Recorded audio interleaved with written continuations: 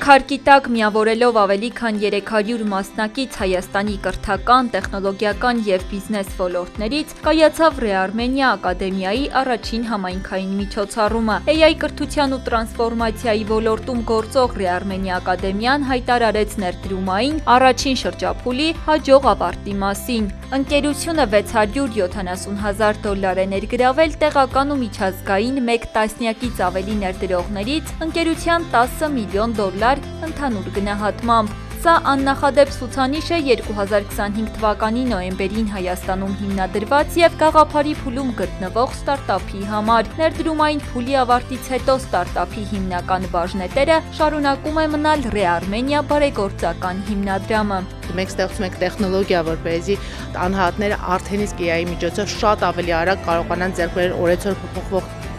տարբեր հմտությունները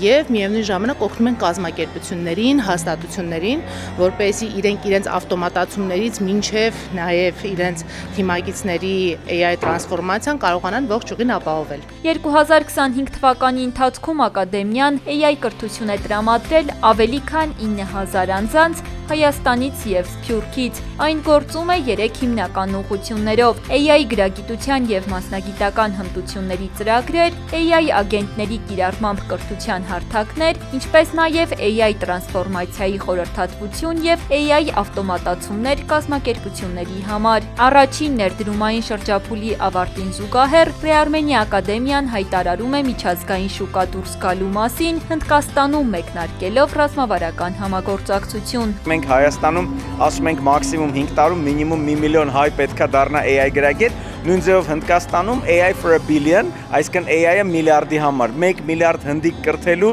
պրոցես են սկսել, ու մենք հիմա իրանց հետ շատ ակտիվ համագործակցում ենք։ Այս նախագծի շրջանակում 2026 թվականի փետրվարին առաջին անգամ Հնդկաստանի ամենահեղինակավոր կրթական հաստատություններից մեկում BFB-ում կգործարկվի նոր ծրագիր հինդիով և անգլերենով, որը կառուցված է Ռեարմենիա ակադեմիայի մշակած կրթական բովանդակության հիման վրա։ Այս պահին AI այնքան արագ է փոխում աշխարհը, մենք անգամ պատկերացնում էինք, որ գոյություն ունի AI քարտեզ ու ամեն երկիր ունի իր դիրքը AI քարտեզի վրա, ոնց են չէ, տարբեր պարամետրերով չափում երկրների ուժը, ենթադրենք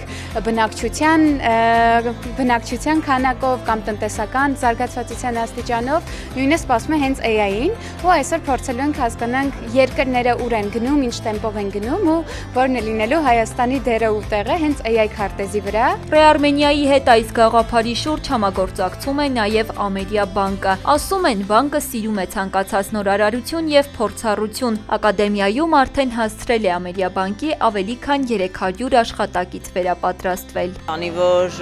ցանկացած տեխնոլոգիական նորարարություն սկսվում է վախերից,